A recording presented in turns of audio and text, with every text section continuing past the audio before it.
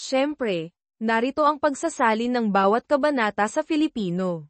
Dahil mahaba ito, hahatiin ko ang pagsasalin sa ilang bahagi.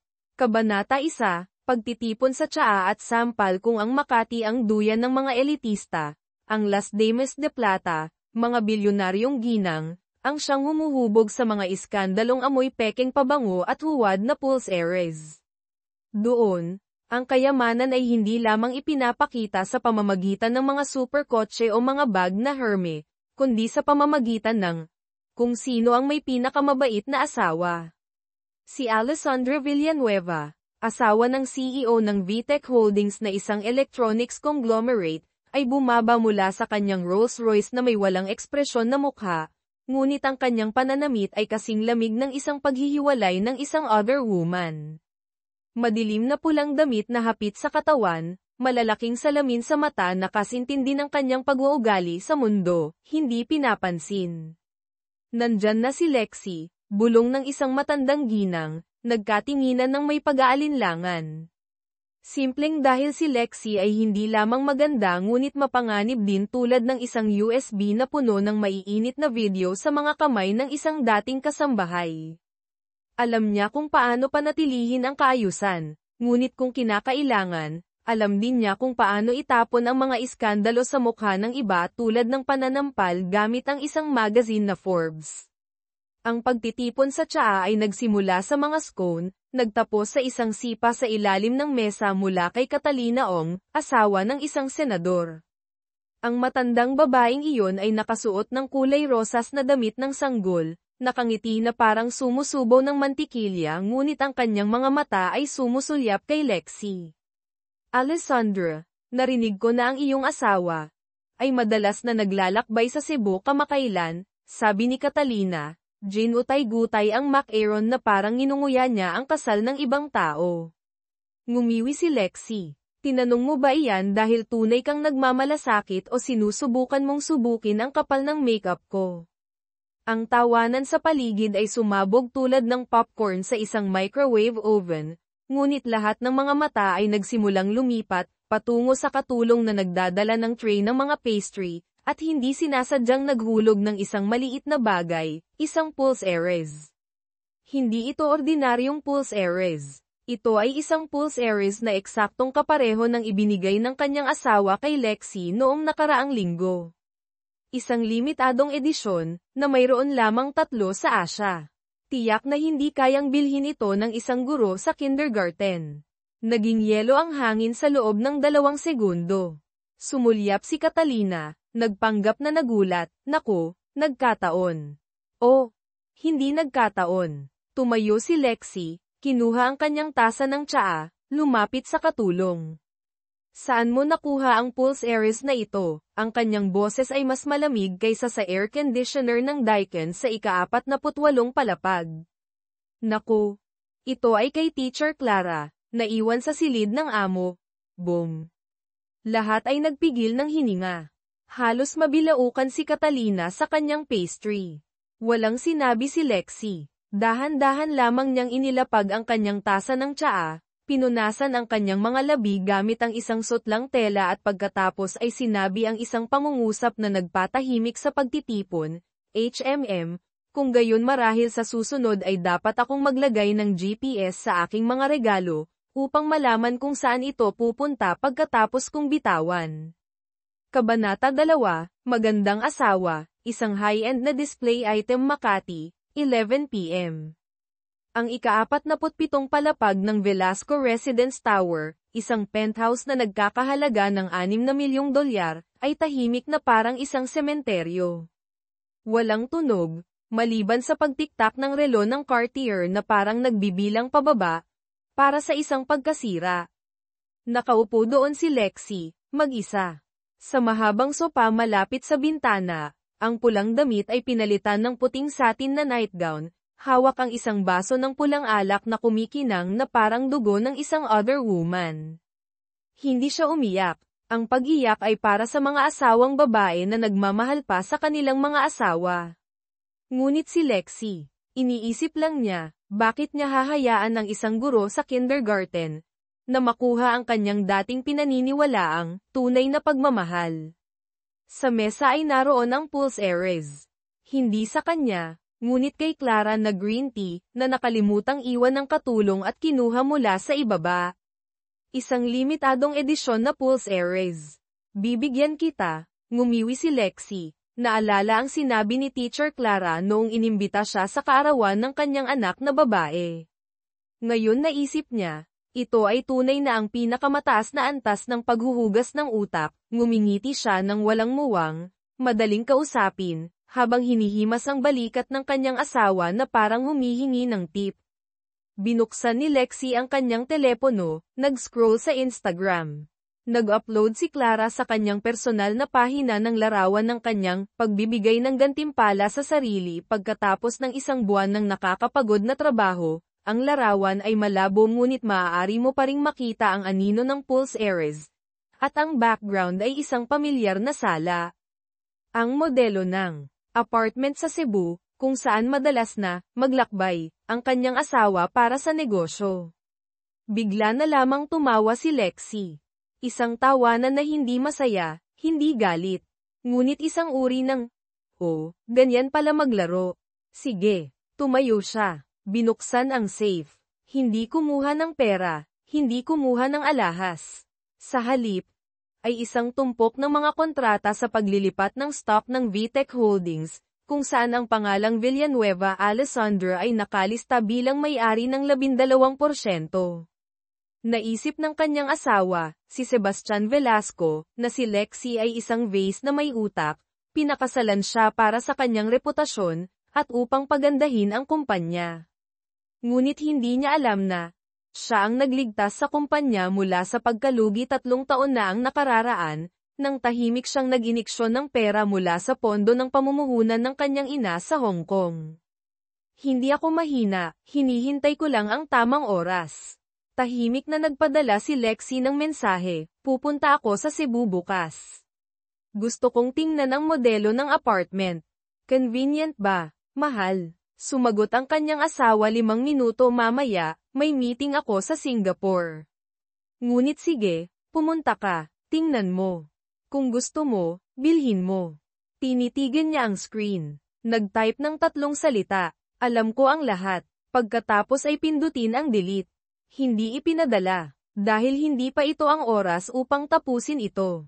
Ipagpapatuloy ko ang pagsasalin ng mga sumusunod na kabanata sa susunod na tugon. Sige, narito ang karagdagang pagsasalin ng mga kabanata, Kabanata 3, Cebu modelo ng apartmento ng pagkukunwari at multo na nagsusuot ng sapatos na mataas ang takong, sabi nila, paraiso ng turista ang Cebu.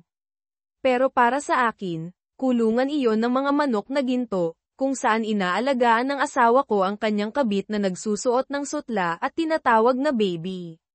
Lexi Villanueva. Bumaba si Lexi mula sa kanyang SUV na Mercedes na inarkila sa paliparan ng Cebu. Ang kanyang karisma ay kasintindi ng isang CEO na aatake sa isang kasino. Malalaking shades, mataas na buhok na nakapusod, puting blazer, walang mag-aakalang ang babaeng ito ay tumitingin sa bahay ng kabit ng kanyang asawa. Sa tabi niya ang kanyang personal na katulong, si Ramona, na dating nagtrabaho bilang PR director para sa isang internasyonal na kumpanya ng kosmetiko. Ang kanyang bibig ay mas matalas kaysa sa gunting, at makikita niya ang EQ, AQ, IQ ng isang tao sa loob ng 5 segundo. Ang modelo ng apartment ay nasa ika-22 palapag, Unit 22B. Pinangalanan, Sunshine Nest. Inirapan ni Ramona ang kanyang iPad. Parang pamagat ng palabas ng mga bata. Siguro iyan ang pangalan ng kabit. Hindi nagsalita si Lexi. Tumango lang siya. Pumasok sila sa elevator. Bumukas ang pinto. Ang Unit 22B ay lumitaw tulad ng isang nabubuhay na Instagram, mga kasangkapan na kulay beige, puting sofa na walang ni isang kunot, mga scented candle na Jo Malone, at isang larawan ng isang magkasintahan sa mesa. Hindi larawan ng kasal ni Lexi at Sebastian. Sa halip ay isang larawan ni Clara na green tea, na tumatawa na parang hindi pa siya nagnakaw ng asawa ng sinuman. Lumapit si Lexi, kinuha ang larawan, at ibinato ito sa sahig. Crack! Ang tunog ng pagbasag ng salamin ay mas malutong pa kaysa sa mga daing ng isang kabit na, hindi niya ako tunay na mahal. Binuksan naman ni Ramona ang mga cabinet at drawer na parang isang FBI raid. Pagkalipas ng ilang sandali, huminto siya. MS, Lex, ito. Iniabot ni Ramona ang isang lumang telepono na may bahagyang basag na screen. Sa loob ay isang serye ng mga mensahe na ipinadala ni Clara sa isang estranghero na may pangalang, si Sister. Clara, okay pa rin ang plano, ate. Wala siyang alam. Si Sister, magaling. Pero huwag mong ihayag ang iyong pagkakakilanlan.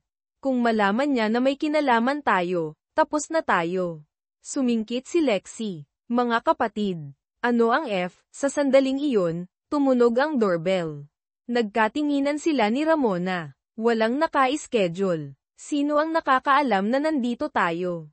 Bumukas ang pinto. Nakatayo sa harap ni Lexi ang isang babae na nakasuot ng itim na damit na may malalim na v-neck na umabot hanggang sa kanyang pusod, kulot ang buhok, may pulang lipstick, at mga mata na kumikinang na parang isang lobo na nangangaso.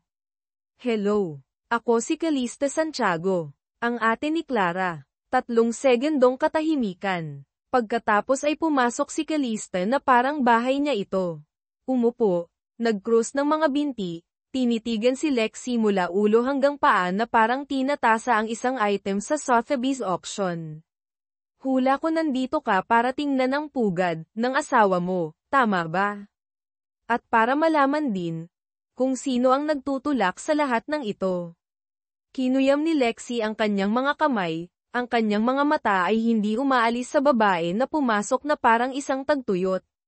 Ngumiti si Calista. Si Clara ay isang pyesa lang. Ang tunay na manlalaro ay ako.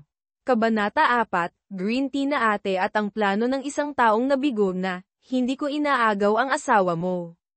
Binabawi ko ang posisyon na dating akin.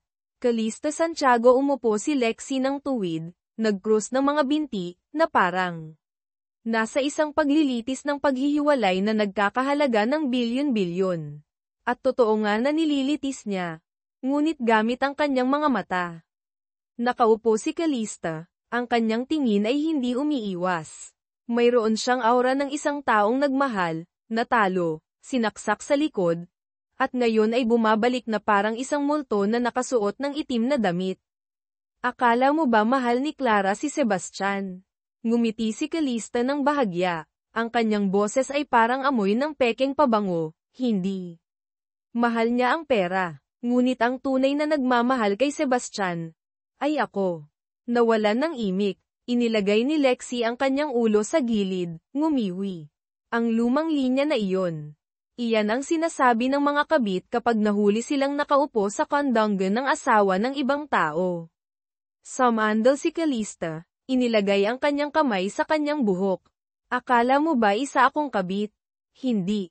Ako si Wednesday. Dumating ako bago ka ng isang araw. Boom. Isang banayad na twist na parang sinampal ng tsinelas. Kumunat ang noo ni Lexi. Ibig mong sabihin. Bago ka pakasalan ni Sebastian, ako ang kanyang opisyal na kasintahan. 3 taong nagmamahalan. Balak magpakasal. Ngunit, nakialam ang nanay mo. Bumagsak ang katahimikan sa silid. Nanlaki ang mga mata ni Ramona sa tabi. Kinuyam ni Lexi ang kanyang mga kamay hanggang sa halos mabasag ang kanyang baso ng alak. Nagsisinungaling ka, siguro. Pero dapat mong tanungin ang nanay mo bago ka maging kampante. Kinuha ni Calista ang isang lumang, kupas na larawan mula sa kanyang pataka.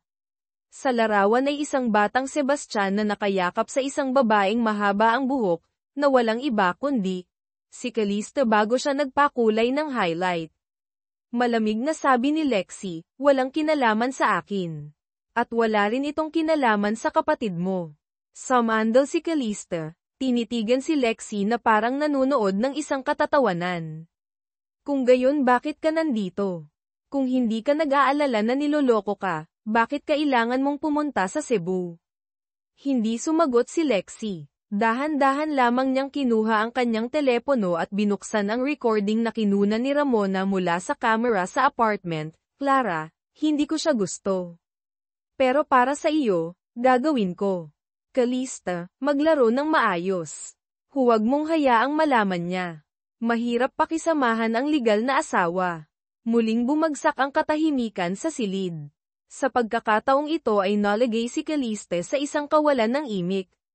Tumayo si Lexi. Bahagyang ngumiti. Hindi ang isyo na minahal mo ang asawa ko. Ngunit naglalaro kayo ng kapatid mo ng marumi at akala ninyo walang nakakaalam. Lumapit siya at bumulong sa tainga ni Calista. Nakakalungkot, ako lang ang nakakaalam ng lahat. At hindi kita patatawarin. Pagkatapos ay tumalikod siya at naglakad palayo. Ang kanyang mga mataas na takong ay tumatama sa sahig na parang isang pagbibilang pabalik para sa isang paghihiganti ng high-end. Masyadong mahaba ang tugon na ito. Ako ay magpapatuloy sa susunod na tugon. Sige. Narito ang patuloy na pagsasalin ng mga kabanata. Kabanata 5, CEO, Swiss account, at lomet sa ilalim ng $5,000 na suit, hindi nakakatakot kapag nambabae ang lalaki. Nakakatakot kapag inilantad niya ang kanyang lihim na bank account, at akala niya matalino siya. Lexi Villanueva kinabukasan, Manila. Pumasok si Lexi sa opisina ng kanyang pribadong abogado, Trinidad at Associates, na parang papasok sa isang chessboard. Itim na blazer, buhok na nakapusod, pulang labi, ang karisma ay kasintindi na parang aagawin niya ang buong merkado ng real estate at hindi lamang ang bulok na merkado ng puso ni Sebastian Velasco. Naglatag siya ng isang stack ng mga dokumento sa mesa. Kasama dito ang kasunduan sa prenuptial, buong dokumentasyon ng kanyang pamumuhunan sa VTech Holdings, mga joint bank statement mula sa 2 taon na ang nakalilipas, at partikular, isang flash drive na may pangalang Sebastian Offshore 2021. Kumunat ang noo ng kanyang pribadong abogado, si Marco Uy, nang isaksak niya ang USB sa kanyang laptop. Saan mo nakuha ito? MS, Villanueva. Sumipsip si Lexi ng isang tasa ng tsaa, ipinadala ito ng isang kaibigan sa UBS Zurich. Nagkataon lang. Hindi may tatago ng T ang lihim kapag may pera na. Account #99813, V, T regular na paglilipat, $50,000 United States dollars per buwan sa tatanggap, Clara Santiago nag-aproba, Sebastian Velasco bumantong hininga si Marco, luma na ang trick na ito. Ngunit napakakapaki-pakinabang. Katibayan ng pakikiapid dagdag pandaraya sa ari-arian. Maaari kang manalo sa lahat kung pupunta ka sa korte. Tumango si Lexi, ngunit hindi niya gustong manalo sa lahat. Gusto niyang mapunit si Sebastian. Hindi ko gustong makipaghiwalay. Kahit hindi pa. Gusto ko siyang masaktan, ngunit kailangan pa rin niyang makatayo. Makatayo upang makita ang lahat na unti-unting nawawala sa kanyang mga kamay. Tinitigan siya ni Marco, natigilan sa loob ng ilang segundo. Pagkatapos ay bahagyang tumango, naiintindihan ko.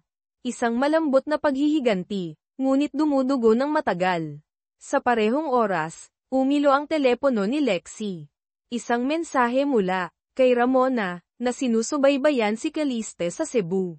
Nakipagkita siya sa isang lalaki. Hindi si Sebastian. May isang tao, na may tato na ahas na nakapalibot sa kanyang pulso.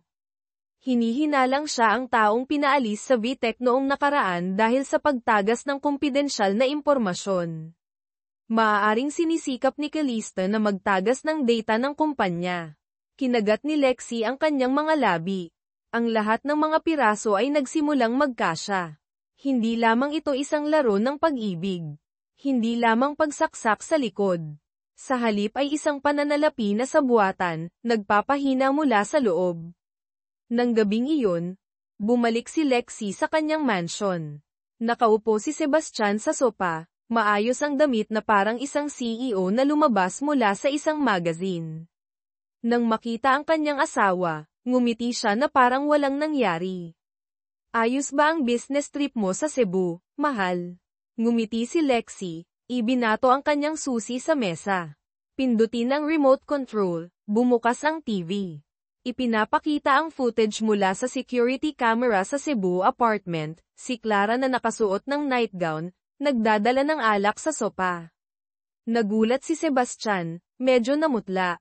Isang pangungusap lamang ang sinabi ni Lexie, sa susunod, kung balak mong mag-alaga ng isa pang babae, tandaan, alam din nilang mag-record ng video. Tumahimik siya. Lumapit sa mukha ng kanyang asawa, hindi pa ako nakikipaghiwalay. Pero dapat kang maghanda, hindi para sa paglilitis, para sa araw na mawala mo ang lahat. Kabanata 6, kaaway ng asawa pansamantalang kakampi ng asawa, ang pinakamapanganib na bagay ay hindi ang kabit, kundi ang legal na asawa na nagtiis. Ngayon ay bumalik na may ngiti at mga legal na papeles sa kamay. Ramona Cebu, Luna Knox Rooftop Lounge, 10 p.m. Nakaupo si Calista sa mesa ng VIP, ang mukha niya ay kasing lamig ng gin na may yelo. Nakaupo sa tapat niya ang isang lalaking nakasuot ng gray suit, ang kanyang kaliwang kamay ay nakasuot ng leather na pulse earrings na may ahas na nakapalibot sa kanyang pulso. Ngumiti siya na parang isang taong pinaalis sa kumpanya, ngunit ngayon ay bumabalik upang bayaran ang utang. Ang kanyang pangalan ay Rafael Sarmiento, dating strategic director ng VTech Holdings. Ang taong pinaalis ni Sebastian Velasco mula sa kumpanya dahil sa pagtataksil, ngunit sa katotohanan ay inilagay siya doon upang sisihin para sa pagtagas ng data. Inilagay ni Calista ang isang makapal na sobre sa harap niya.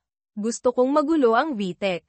Mawala ang kanyang pwesto. Mataranta ang mga shareholder. Hindi ko kailangan ng marami, gusto ko lang makita ng kanyang asawa ang tunay niyang kulay. Inangat ni Rafael ang kanyang baso ng whiskey, sumingkit, ganoon ba kayo kamahal ang kapatid mo na kinamumuhian siya? Hindi. Kinamumuhian ko ang kawalang muwang. At gusto kong magising ang kanyang asawa mula sa huwad na pangarap ng alta sosyedad. Samantala, sa Manila, sinusubaybayan ni Lexie ang lahat sa pamamagitan ng ulat ni Ramona, na umarkila ng grupo ng Zero Light, isang pangkat ng mga teknolohikal na detective, na dalubhasa sa paghak ng impormasyon sa mataas na antas. Ang larawan ni Calista na nakikipagkita kay Rafael ay lumitaw sa laptop. Kasama ang kanyang profile, Rafael, 38 taong gulang. Nawala ang lahat pagkatapos siyang pinaalis ni Sebastian. Nakadikit sa iskandalo na agaw proyekto, ngunit walang malinaw na ebidensya. Kasalukuyang may-ari ng isang startup na fintech kamakailan ay nakatanggap ng hindi nagpapakilalang pamumuhunan mula sa isang pondo sa Singapore. Dahan-dahan na hinayla ni Lexie ang file, investment fund, InnoTrade Singapore. Tao na nakatayo sa likod nito, Eleanor R. Chan, isang matandang babae, honorary chairman. Sa tabi niya ay ang larawan ng ina ni Lexie. Kidlat na tumama, hindi nakapagsalita si Lexie. Naglalagay ba si nanay ng pera sa isang taong pinatay ng tatay ng anak niya sa mundo ng pamumuhunan? Nagbigay si Ramona ng isang matalim na tingin, baka naglalaro ang nanay mo ng family blackmail. Hindi sumagot si Lexie. Ang kanyang mga mata ay puno na ngayon ng mga kalkulasyon, pagkalito at isang desisyon na hindi niya inakalang kailangan niyang gawin. Kinabukasan, nakipagkita si Lexie kay Calista sa isang minimalistang coffee shop na gawa sa salamin. Walang makakatago ng mga ekspresyon. Dumating si Calista, nakasuot pa rin ng itim, na parang libing para sa isang CEO na malapit ng matanggal sa pwesto. Hindi na nagpaligoy-ligoy pa si Lexie, alam ko na nakikipagtulungan ka kay Rafael. Alam ko rin na pinopondohan siya ng nanay ko. Bahagyang nagulat si Calista, ngunit itinago ito ng mahusay. Nagpatuloy si Lexie, at alam ko, mayroon kang katibayan na magiging dahilan upang mapilitan si Sebastian na magbitiw. Ibigay mo sa akin ang isang kopya. Nagkrus ng braso si Calista, walang sino man ang sapat na matalino upang isuko ang ebidensya sa asawa ng isang tao na sinisikap nilang sakalin, di ba? Yumuko si Lexie, ang kanyang ngiti ay kasing lamig ng mga ice cube sa vodka, dahil kung ako ang kabit, hinding-hindi ko paniniwalaan ang isang lalaki na kayang tradorin ang dalawang babae. Ang pangungusap ay parang sampal sa mukha. Napanganga si Calista. Tumayo si Lexi, nag-iwan ng isang sobre. Nasa loob nito ang plano ng stock share na itinago ni Sebastian sa akin, ngunit nalaman ko. Pahihiramin kita para pabagsakin siya. Ngunit ako ang huhugot sa gatilyo. Binuksan ni Calista, kumislap ang kanyang mga mata. Isang pansamantalang alyansa. Tumango si Lexi. Isang alyansa ng mga dating itinuring na dekorasayon. Magpatuloy ako sa pagsasalin ng mga susunod na kabanata. Ito ay masyadong mahaba. Sige po, narito ang susunod na bahagi ng salin, Kabanata 7, Pagtatambal-tambal, at balang nabalutan ng ginto. Ang pinakamapanganib na bagay ay hindi ang kabit, kundi ang legal na misis na dating nagtiis. Ngayon ay bumalik na may ngiti at banta ng legal na dokumento sa kamay. Ramona Vitec Holdings silid pulungan ng madiskarteng antas, ika-28 palapag. Ngayong umaga, pumasok si Sebastian sa silid pulungan tulad ng dati. Maayos na vest, makapal ang mukha na parang pader ng lungsod, at ang kanyang half-smile na nakapanlin lang sa maraming stockholders at sa kanyang asawa sa loob ng maraming taon. Pero ngayon, walang nakaupo sa upuang pangulo. Nakalagay sa harapan ng bawat isa ang dokumento ng pulong.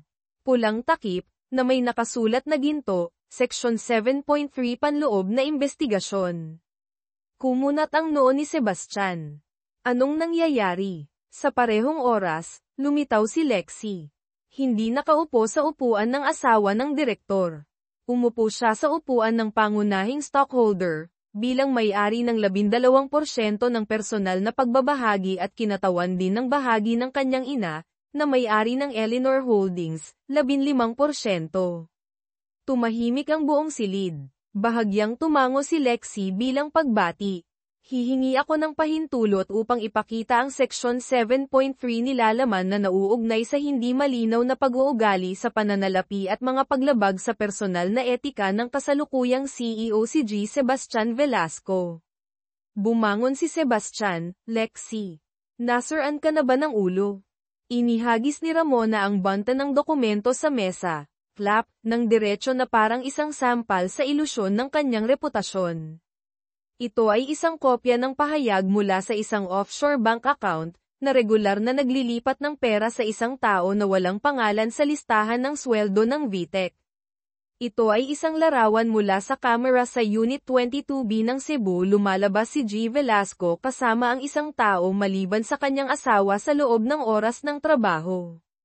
At ito ay isang recording ng pag-uusap sa pagitan niya at ng isang tauhan sa ibabang antas, kung saan iminungkahi niyang gawing madali, para sa kanyang kasintahan na umakyat sa posisyon.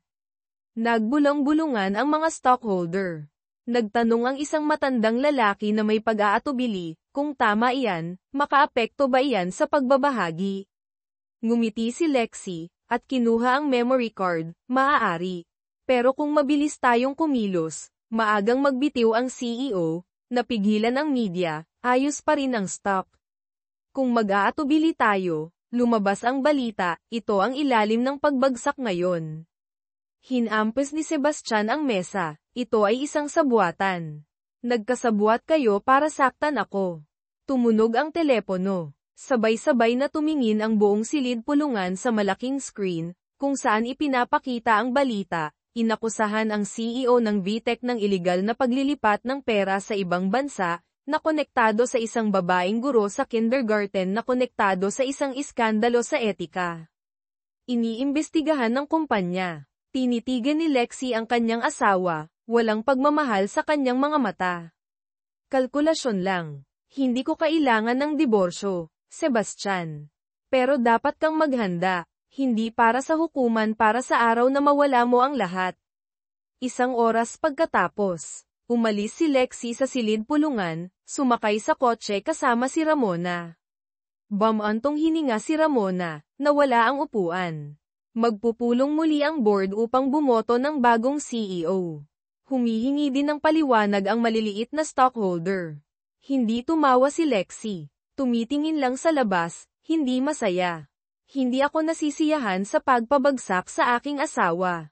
Pero panatilihing hindi mamatay ang kumpanya pagkatapos niya iyon ang dahilan kung bakit ako kumilos. Kinuha niya ang kanyang telepono at nagpadala ng mensahe kay Calista, tapos na. Ngayon na ang iyong turn. Gusto kong malaman kung ano ang itinatago niya at ni Rafael sa Singapore. Maghukay ng mabuti. Kung kinakailangan, pupunta ako doon.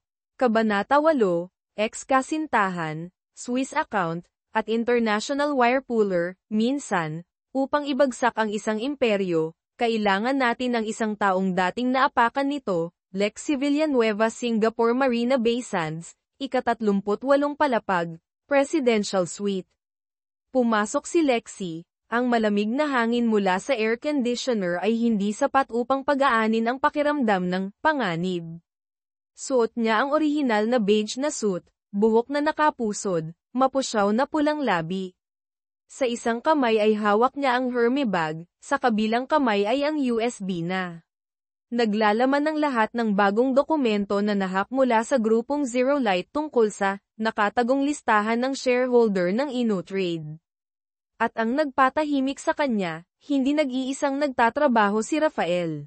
Mayroon siyang bagong financial advisor.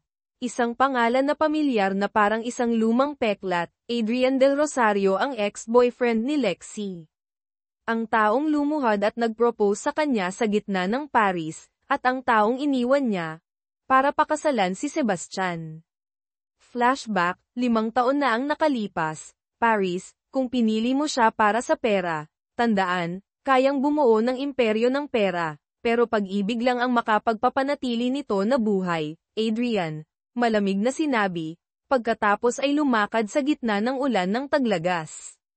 Hindi lumingon si Lexi. Naniwala siya noon na si Sebastian ay isang ligtas na hinaharap. Ngayon kung ang ligtas na hinaharap ay kinakaskes ng mga pahayagan tulad ng balat na puminsala sa filler. Bumalik sa kasalukuyan. Tinitigan siya ni Adrian, walang sinabi. Nagbuhos lang ng alak. Well, ngayon ikaw na ang naglalaro bilang kontrabida. Umupo si Lexi at kinuha ang baso, depende sa kung paano mo tinitingnan. Mayroon kang 20 minuto. Kung pagkatapos ng 20 minuto, pinili mo pa rin na manindigan kay Rafael, huwag mong sisihin. Tinaasan ng kilay si Adrian, ano ang panakot mo? Diretsyong inihagis ni Lexi ang USB sa mesa. Nasa loob nito ang lahat ng listahan ng mga shell corporation na itinatag ni Rafael upang maglaban ng pera mula sa VTech noong nakaraang mga taon, sa pamamagitan ng paghak sa panloob na sistema. Tumayo ka sa parehong panig ng isang tao na naghak sa kumpanya na pinamumuhunan mo. Alam mo ba, tumahimik si Adrian. Mayroon pa rin siyang parehong magiliw na tingin noong una, ngunit ang boses niya ngayon ay may pampulitikang kulay. Anong gusto mo? Tinitigan siya ni Lexi sa mata, gusto kong tumayo ka sa panig ko. Gusto ko ang lahat ng bahagi ng InnoTrade na hawak ng pondo ng aking ina ilipat sa boto ng pagtutol kay Rafael. Gusto kong bawiin ang kontrol, at wakasan ang larong ito. Nag-isip si Adrian sa loob ng ilang segundo. Pagkatapos ay inilapag ang kanyang baso, mapanganib ka pa rin tulad ng dati. Pero gusto ko iyon. Sabay-sabay mensahe mula kay Ramona, mayroong panloob na balita mula sa pahayagan na The Capitalist, malapit nang magkaroon si Sebastian ng press conference upang linawin ang tsismis. Siguradong ilalabas niya ang counter-strike. Kinakagat ni Calista ang bala dahil sinisimulan na ng media na maghukay sa impormasyon ng kanyang nakaraan. Bumulong si Lexi, kumakalaban na sila. Sige. Ngayon na ang oras para sa panghuling atake. Binuksan ni Adrian ang computer at nag-login sa sistema ng pondo. Ililipat ko ang lahat ng karapatan sa pagboto ng Eleanor Holdings sa iyo. Pero may isang kondisyon. Pagkatapos ng lahat, hayaan mo akong ibalik ka sa Paris. Isang beses lang. Hindi sumagot si Lexi. Inilalagay lang ang huling linya ng code, simulan ang vote of no confidence kay Rafael Sarmiento. Hindi pa tapos ang laban, pero nasa kamay na ni Lexi ang pinakamalaking baril. Kabanata 9, Pulong Balitaan, Nagbago ng pananaw ang media at ikinabaligtad ang hangin mula sa CEO na Mad Ulush, gusto mong makaligtas pagkatapos ng isang iskandalo. Madali lang. Bumuo ng isa pang iskandalo, na mas nakakagulat, Sebastian Velasco lobby ng Hotel Peninsula Manila kung saan nagsisiksikan ang media. Sa gitna ng flash at napakaraming mikropono, lumabas si Sebastian na parang isang CEO na bagong linis gamit ang banal na tubig, nakasuot ng gray na vest, nakangiti na parang, inosente ako kahit na malinaw sa video. Sa tabi niya ang kanyang personal na abogado at walang iba kundi, ang nanay ni Lexie, si Eleanor Chan. Boom! Nagulantang ang media. Umupo si Lexie sa harapan ng livestream na screen na, halos mabilaukan sa strawberry cake. Direktang live na press conference ngumiti si Sebastian, gusto kong pasalamatan ang media sa matiyagang pagsunod. Kamakailan, kumalat ang maraming maling impormasyon, na nakakasira sa aking personal na reputasyon at sa VTech Group. Tumahimik ako dahil gusto kong protektahan ang aking asawa si Alessandro Villanueva mula sa kontrobersya. Ngunit ngayon, kapag mayroong sumusubok na baluktutin ang katotohanan, napipilitan akong magsalita. Nagpakawala ang mga kamera ng sunod-sunod na flash. Kumuha si Sebastian ng isang stack ng mga dokumento. Ito ay patunay na ginamit ni MS Villanueva ang isang pribadong pondo ng pamumuhunan, na pag-aari ng kanyang ina, upang lihim na manipulahin ang mga boto ng mga shareholder sa VTech Holdings. Bukod pa rito, naglagay siya ng isang karakter na nagngangalang Ramona Uy sa PR department, na dating iniimbestigahan dahil sa pagtagas ng panloob ng mga dokumento mula sa isang Korean cosmetics company. Boom!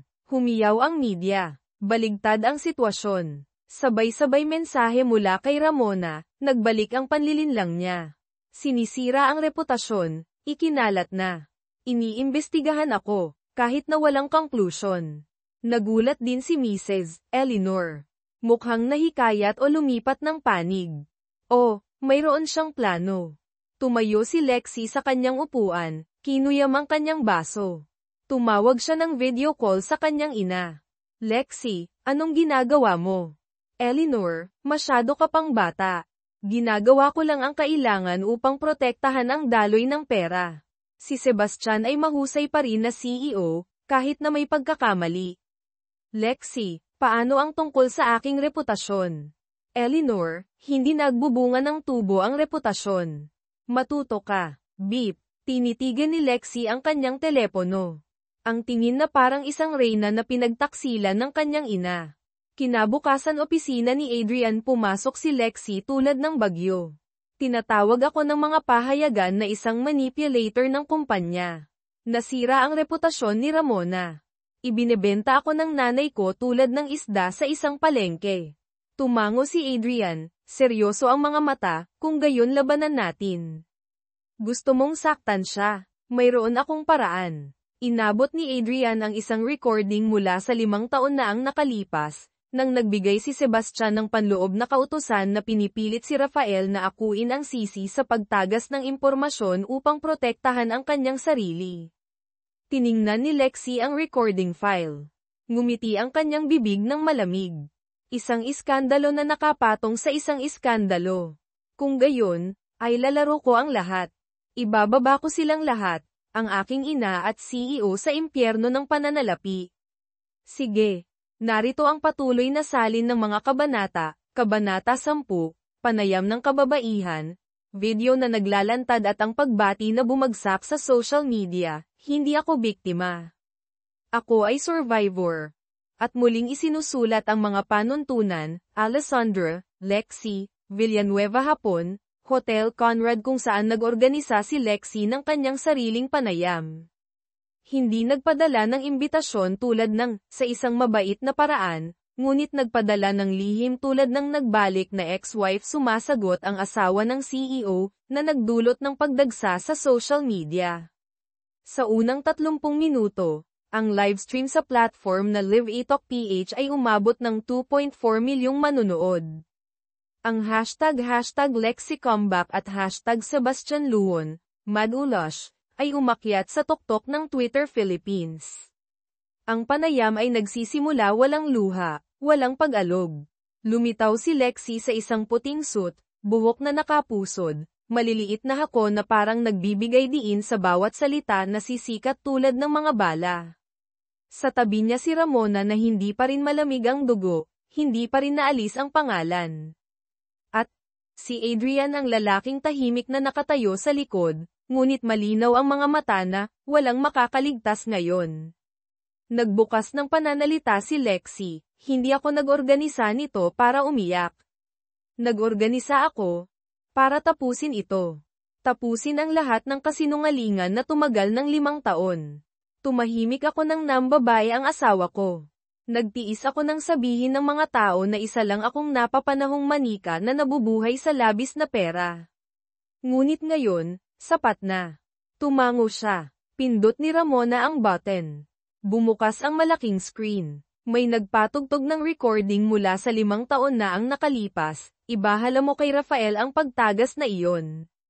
Nauubusan siya ng pera. Pilitin mo siyang pumirma, at hayaan mong linisin ng legal department ang mga record. At tungkol sa pondo ni Eleanor, pansamantalang ilagay mo ang pangalan niya. Bayaw, madaling kontrolin. Ang asawa ko, walang malalaman. Magaling lang sa pagbihis. BOOOM. Parang nakuryente ang buong silid.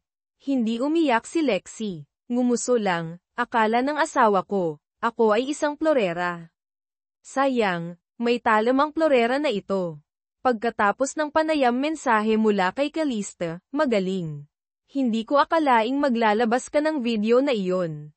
Pero gusto ko ang paraan ng paglalaro mo. Anyway, mayroon akong parteng gift para kay Sebastian. Isang kopya ng kontrata para sa iligal na pagtustos ng VTech para sa isang shell company sa Macau, na pinirmahan gamit ang pekeng selyo, na idinisenyo ni Rafael. Gusto mo bang gamitin? Sumagot si Lexi, gusto ko. At sa tingin ko, oras na para magkita tayo. Sa huling pagkakataon, nagkita si Lexi at Calista sa rooftop bar kung saan, nahulog, si Clara noong una nang malaman niyang isa lang siyang pyesa. Inilapag ni Calista ang kontrata sa mesa. Tinitigan siya ni Lexi, walang pangungutya, walang pagtatanggol. Pareho tayo sa isang punto, nagmahal ng mali, at ngayon ay mahal muli ang ating sarili. Tumawa si Calista at nag-toast, at ang paghihiganti ay hindi dahil sa galit, kundi dahil, akala nila hindi tayo maglalakas loob. Kabanata 11, Bagong CEO, Green Tea na intern at aral mula sa lumang lipstick, ang pagpapatawad ay hindi dahil mahina ako, kundi dahil alam ko, na nanginginig ang pinatawad sa tuwing nakikita akong ngumingiti. Lexi Villanueva 9 AM, punong tanggapan ng VTech Holdings kagyat na pulong siksikan ang silid ng pulungan, ang hangin ay mahigpit na parang sinturon na S ang sukat. Matapos ang nakagugulat na iskandalo, bumagsak ang pagbabahagi ng VTech ng 12% sa loob ng 24 na oras ngunit kakaiba pagkatapos ng panayam ni Lexi, nagsimula itong bumawi. Nagsimulang maniwala ang mga stockholder na, kapag ang lumang CEO ay isang mad-ulash, ang dating hinamak na asawa, ang pinakamalakas na panangga sa media. Idineklara ng chairman ng board, dahil sa kasalukuyang sitwasyon, opisyal naming itinalaga si Adrian Del Rosario Strategic Investor, dating tagapayo ng Eleanor Fund bilang pansamantalang CEO. Boom! Napabulalas ang network ng pananalapi. Direktang umakyat ang hashtag CEO THEPTRAIMTCU, gwapong mukhang pamilyar, sa tuktok 3 ng Twitter. Hindi umupo si Lexi sa board. Nakatayo siya sa labas ng salamin, may hawak na isang tasa ng kape, ngumingiti ng bahagya nang makita si Adrian na tumatango sa board na may mukha na hindi na, dating, kundi bagong nasa kapangyarihan. 3 araw pagkatapos sa panloob na silid ng PR pumasok si Clara Santiago. Buhok na nakatali, puting kamiseta, hindi na, green tea, na mga mata, kundi, pakisuyo huwag akong buhusan ng mainit na tubig. Sa kanyang harapan si Lexi nakaupo sa pangunahing mesa, pumipirma ng mga dokumento. Gusto mo talagang pumasok dito bilang intern? Tanong ni Lexi, hindi tumitingin. Tumango si Clara, ang boses ay kasing hina ng buntong hininga, gusto ko lang, ulitin. Alam kong nagkamali ako, pero wala na akong pinaniniwalaan. Pati si Callisto umalis na. Itiniklop ni Lexi ang file. Okay, kaya magsisimula ang iyong unang araw sa pamamagitan ng pagsulat ng PR article, tungkol sa akin. Tumingin si Clara ng gulat, tungkol sa iyo. Tungkol sa akin. Tungkol sa panayam. Tungkol sa isang babae na nakaligtas pagkatapos ng isang iskandalo, at hindi hahayaang malunod. At gusto kong magsulat ka ng totoo. Kinagat ni Clara ang kanyang labi. Susulat ako. Tumayo si Lexi, lumapit sa kanya. At kung magsisinungaling ka, mayroon akong sapat na file upang gawing legal na katibayan ang bawat post mo, mahal. Umalis siya, iniwan si Clara na parang bato. Umalingaw-ngaw sa kanyang isip ang sinabi ni Callisto bago umalis, dating nagpatawad ang ate. Pero minsan lang, at hindi siya si Lexi. Nakatayo si Lexi sa rooftop, katabi si Adrian. Tumingin silang dalawa sa mga kotse sa ibaba, ang gintong ilaw na sumasalamin sa tubig na parang isang malabong pangako. Sa tingin mo ba dapat pa rin akong manatili sa VTech? Tanong ni Lexi. Hindi mo kailangang manatili, pero dapat kang mag-iwan ng marka. Marka, para maalala nila, ang leon na dating nakaupo sa upuan na ito. Tumawa si Lexi, umiglap kay Adrian. Sa ibaba, nakaupo si Clara sa silid ng PR, na may nanginig na kamay. Sa araw na iyon, natutunan ko na, ang pinaka-nakakatakot na tao ay hindi ang sumisigaw, kundi ang ngumingiti, at alam kung ano ang ginagawa. Sige, narito ang patuloy na salin ng mga kabanata, Kabanata 12, Spy na may dugo at multo na may apelyidong Chan, hindi ako natatakot sa kaaway sa labas. Natatakot ako sa isang kaanak na nakatayo sa likod, na may hawak na kutsilyong may nakaukit na pangalan ko, Lexi Villanueva, punong tanggapan ng Eleanor Holdings, opisina ng pribadong pondo ng pamumuhunan ng nanay ni Lexi. Pader na kahoy, marmol na sahig, sapat na gininto ang ilaw para maging mainit kung hindi mo alam ang kwento. Iisipin mo na ito ay isang lugar para sa pagpapasigla ng pag-asa at pera. Pero para kay Lexi, mas malamig ito dito ngayon kaysa sa isang morgue. Panimulang sitwasyon, tinawagan ni Ramona si Lexi, may malaking nangyari. Ibinunyag ng mga pahayagan ang mga dokumento na ang pondo ng Eleanor ay naglagay ng pera sa isang kumpanya na nasa blacklist ng internasyonal. Walang nakakuha ng file na ito maliban sa loob. At ito ay hindi pa napipirmahan. 3 lang ang nakahawak dito, ikaw, nanay mo, at... Kumunat ang noo ni Lexi. At sino? Teresa. Teresa Chan. Personal na katulong ng nanay ni Lexi. Ang babaeng kulay abo ang buhok, na nag-alaga kay Lexi simula pagkabata, alam ang kanyang mga gawi sa pagkain at pagtulog. Dating, mahal na si Tita Teresa, sa diary noong siya ay 10 taong gulang. Flashback, noong 12 taong gulang si Lexi, Tita Teresa, kahit anong gawin ko balang araw, gagawin kitang personal kong accountant. Okay, basta matutunan mong maghinala sa nanay mo. Walang santo sa mundo ng pamumuhunan. Ha, bakit naman? Dahil ang mayayaman, bihira malinis. Balik sa kasalukuyan. Sumugod si Lexi sa opisina ng kanyang ina. Nasaan si Teresa? Kalmado ang kanyang ina na parang handa na, nagbitiw na siya. Nagpadala ng liham ngayong umaga. Hindi ko alam kung saan siya nagpunta. Kinuyam ni Lexi ang kanyang kamay. Alam mo ba, hindi ako sigurado. Pero kung sa tingin mo isa siyang especially iya, dapat mong tanungin ang iyong sarili, sino ang nagpilit sa kanya na pumili ng ibang panig. Wala akong ginawang mali. Nabubuhay ka sa isang malupit na mundo, Lexi. Ang pamilyaridad ay ang pinakamadaling bagay na gamitin upang ipantakip sa utang. Nang gabing iyon sa bahay ni Adrian, nakaupo si Lexi sa tabi ng bintana. Sa laptop ay ang larawan mula sa kamera ng punong tanggapan. Teresa nagdadala ng mga dokumento sa labas sa isang maliit na pulang bag. Sinundo siya ng isang Bentley. Plate number, MWR3388. Tiningnan ni Adrian, at agad na sinabi, ang kotse na iyon, ay hindi pag-aari ng anumang korporasyon. Kundi ng tatay ko. Biglang lumingon si Lexi, anong sinasabi mo? Patay na ang tatay ko. Patay. Pero hindi naman tuluyang patay. May tsismis na nagpanggap siyang patay pagkatapos ng isang pagsisiyasat sa pananalapi. At si Teresa ang nag-iisang sumama sa kanya, bago siya nawala. Naging yelo ang hangin. Sumigaw si Lexi, imposible. Namatay siya sa isang aksidente, may katawan. May libing. Nakita ko. Mahinang sinabi ni Adrian, hindi kailanman binuksan ang kabaong. At iniulat ng ospital na namatay siya dahil sa sunog. Sa tingin mo talaga may anumang nagkataon sa pamilya Chan? Bumalik si Lexi sa bahay. Sa mesa ay isang sobra. Walang nakasulat na pangalan, sulat kamay lang. Kung gusto mong malaman ang katotohanan tungkol sa iyong ama, pumunta ka sa bahay sa tabing dagat sa Palawan, ang nag-iisang lugar na hindi pa nadungisan ng pera. Sa loob ay isang lumang larawan, Lexi 5 taong gulang nakaupo sa balikat ng isang lalaking may suot na shades.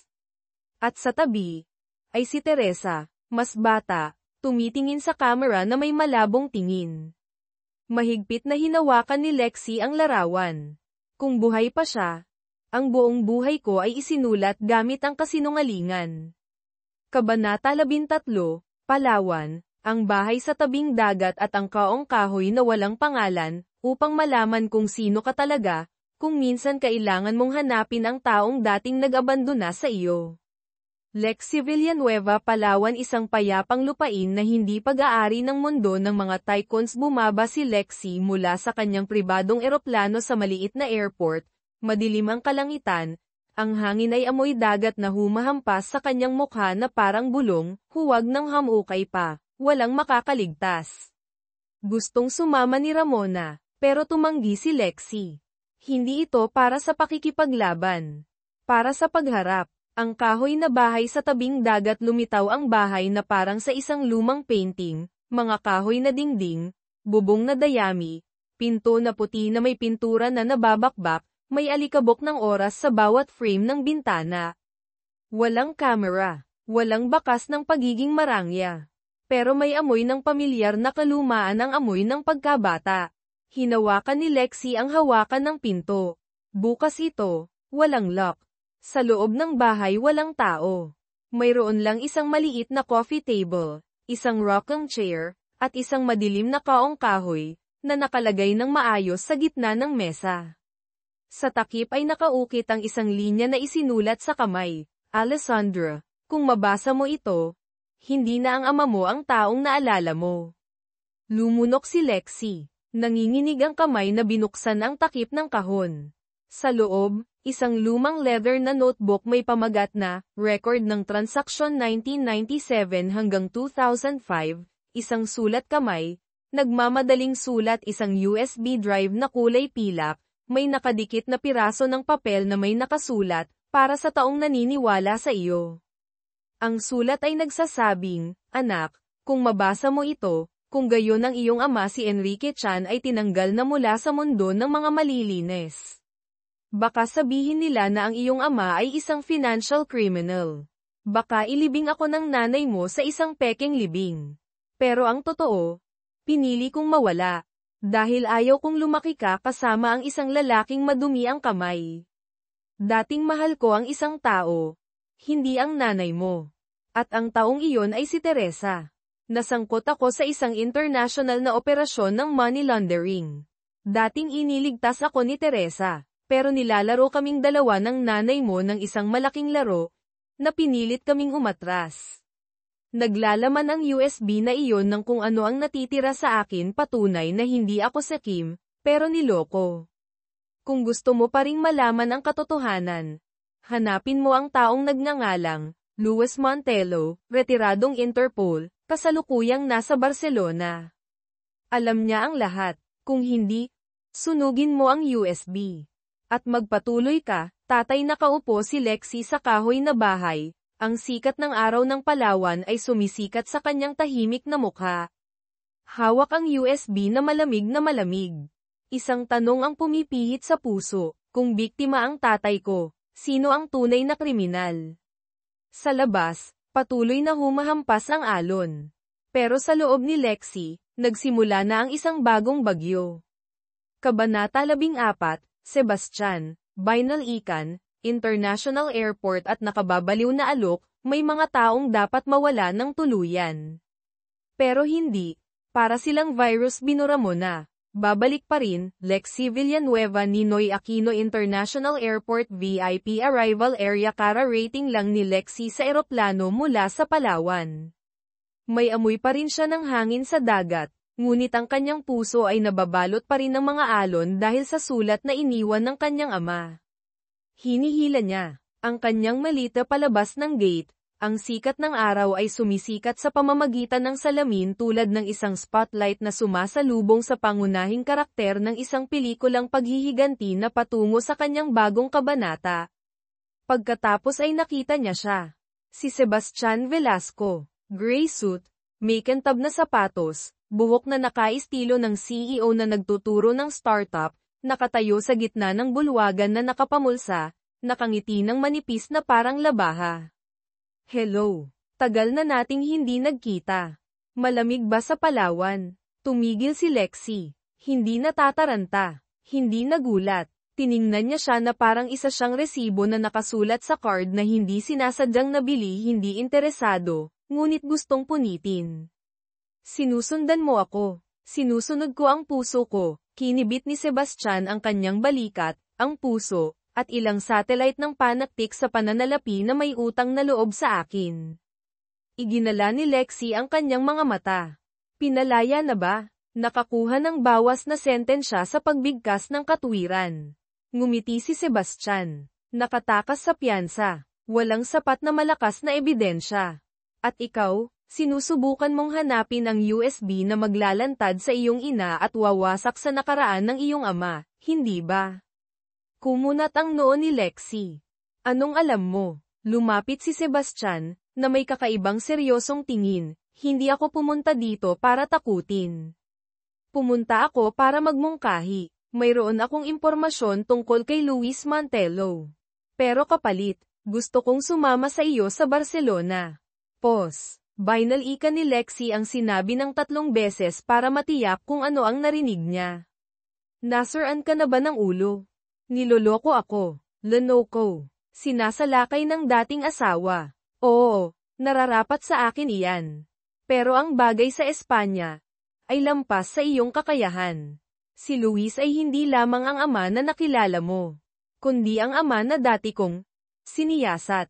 Twist sa gitna ng airport umatras si Lexie. Dati mong siniyasat si Luis Mantello. Bakit? Kinuyam ni Sebastian ang kanyang bag, ang kanyang mga mata ay lumipat sa mood na mapanganib pero hindi nagsisinungaling, dahil dati siyang finance manager para sa isang organisasyon ng money laundering. Ang network na kinasangkutan ng iyong ama at ni Teresa ay isa lamang maliit na sangay. At kung pupunta ka doon ng mag-isa, mamamatay ka. Tumigas ang hangin. Walang tumatawa. Pumasok si Lexie sa lounge, at umorder ng isang tasang black coffee. Sa kanyang kamay ay ang kanyang pasaporte. Sa screen ng telepono ay ang mensahe ni Ramona, may balita mula kay Clara, gumagana ng maayos. Bumalik na si Caliste sa Amerika. Tahimik ang nanay mo. Ngayon na ang oras para maglaro ng malaking chess game. Sumagot si Lexie, iniisip ko kung dapat ko bang isama, isang matandang fox. Tumingin siya kay Sebastian na nakatayo sa tabi ng bar, nakikipag-usap sa telepono sa matatas na Espanyol, ang mukha ay hindi na nagpapakita ng bakas ng takot. Kung gusto mong pumatay ng isang ahas, siguro dapat kang sumama sa isang lobo. Kabanata 15, Recording, Business Class at tanong na walang naglakas loob itanong, ang pagsama sa taong dating nagtraidor sa iyo ay tulad ng pagyakap sa isang ahas na marunong kumanta. Parehong mapanganib at mahirap iwan, Lexie Villanueva sa eroplano mula Manila, Barcelona, upuan ng business class nakaupo si Lexie sa upuan 3A, Si Sebastian sa 3C sapat ang layo upang magpatid ng paa kung kinakailangan, ngunit sapat na din ang layo upang maiwasan ang amoy ng pabango na nagpapaalala ng mga toxic na alaala. Ngumiti ang attendant, gusto nyo ba ng chilled champagne? Gusto ko ng black tea. At, hindi ko hahatiin ang aking baso, sabi ni Lexi, nang hindi tumitingin kay Sebastian. Bagong panuntunan, ang bawat usapan katumbas recording naglagay si Lexi ng isang mini recording device sa pagitan ng dalawang tray ng inumin. Rule number 1, i-record ko ang lahat ng sasabihin mo. Kung magsisinungaling ka, ipapadala ang recording sa abogado sa Interpol at sa news office ng The Capitalist. Tumawa si Sebastian at sumipsip ng red wine, nakakatakot ka pa rin tulad noong unang araw na sinira mo ang telepono ko dahil hindi sinasadya na pinuri ko ang katulong dahil maganda ang kanyang damit. Hindi. Sinira ko ang iyong telepono dahil tinawag mo siyang sa kong thung ng ngotlam, tsaa na walang asukal pero sobrang tamis. Tumahimik silang dalawa sa loob ng 3 segundo. Pagkatapos, tumawa. Isang manipis na halakhak ngunit ito ang unang pagtawa na walang itinatagong kutsilyo. Habang lumilipad binasa ni Lexi ang journal ng kanyang ama, ang bawat pahina ay isang transaksyon. Ang bawat linya ay isang pangalan. Sa mga pangalan na iyon, ang ilan ay pinatay. Pulang guhit, kakaibang simbolo, ang petsa ng pagkawala ay tumutugma sa hindi pangkaraniwang schedule ng pulong. May isang pangalan na nakabilog ng pula, ML Pondo ng Avalon, Espanya. Tagaingat ng kadena. Lumingon si Lexi, narinig mo na ba ang taong ito ML? Dahan-daang sinabi ni Sebastian, kung ang taong iniisip ko. Siya ang nag-iisang natitirang kawing ng lumang organisasyon.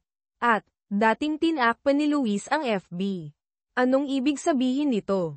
Ibig sabihin, ang tatay mo ay maaaring hindi lubos na biktima.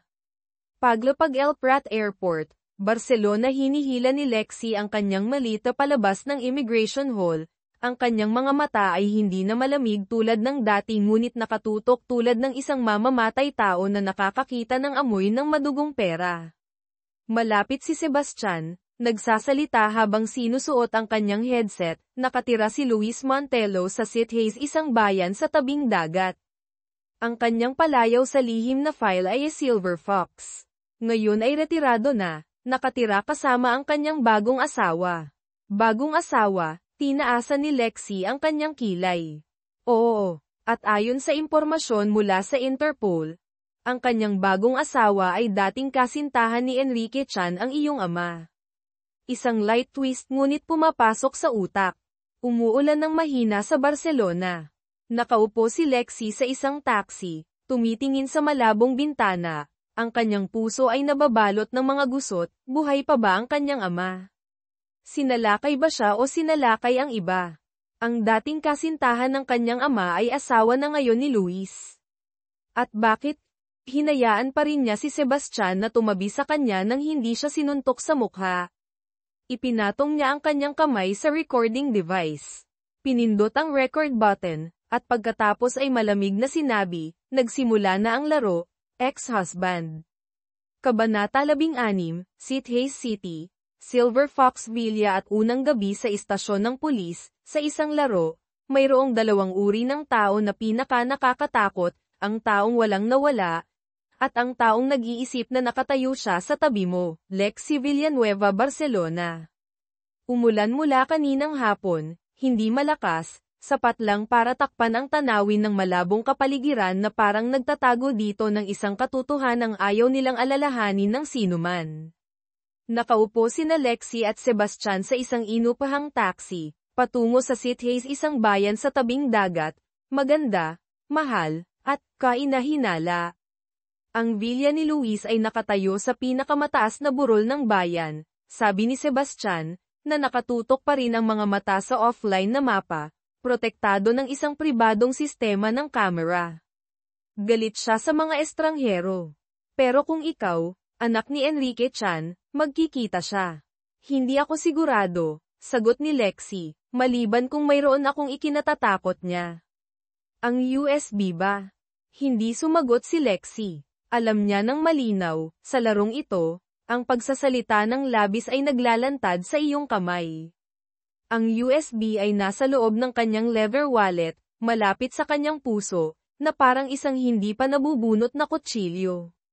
Lumiko ang taxi sa isang maliit na kalsadang bato, nagsimulang dumilim ang langit. Ang mga ilaw ng seat haze ay tahimik na nakabukas. Ang tanawin ay parang sa engkanto, ngunit walang nagsabi na ang engkanto ay walang dugo. At pagkatapos, 5 minuto lamang matapos silang bumaba sa kotse, bumagsak ang lahat. Isang kotse ng pulis ang lumapit na parang nakabantay. 2 pulis ang lumabas, nakalagay ang kamay sa kanilang mga baril. Mukha na parang semento. Senyorita Villanueva. Senyor Velasco. Bahagyang sumingkit si Lexi. Agad ding nagbago ng mukha si Sebastian. Anong nangyayari? Tumanggap kami ng reklamo. Pinaghihinalaan kayong nagdadala ng mga kumpidensyal na dokumento na may kaugnayan sa isang underground banking system sa Europa, na hinahanap ng Interpol mula noong 2012. Bahagyang tumawa si Lexi, sinusubukang maging kalmado. At ano ang ebidensya? Sasabihin namin pagkatapos naming hanapin. Ngayon, sumama kayo sa istasyon. Nagbigay si Sebastian ng napakaikling tingin kay Lexi. Sapat na para kay Lexi na maintindihan, hindi ito kakaiba. Ito ay isang bitag.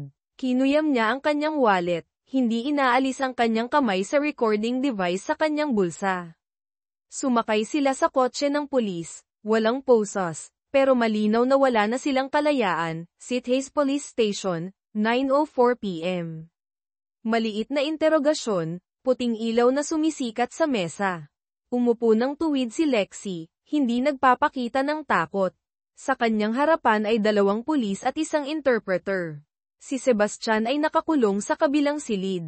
Nakita namin sa inyong bagahe ang isang digital na dokumento na hindi alam ang pinagmulan. Ito ay nauugnay sa isang serye ng mga transaksyon sa pagitan ng ilang virtual na bangko, mataas ang antas ng pag-encrypt. May alam ka ba tungkol dito? Tiningnan ni Lexi ng diretso. Nasa bagahe ko iyon. Oo, at hindi ba kayo nag-iisip na maaaring may naglagay nito doon? Mahirap sabihin. Pero parang, may nakakaalam na may dala kang USB na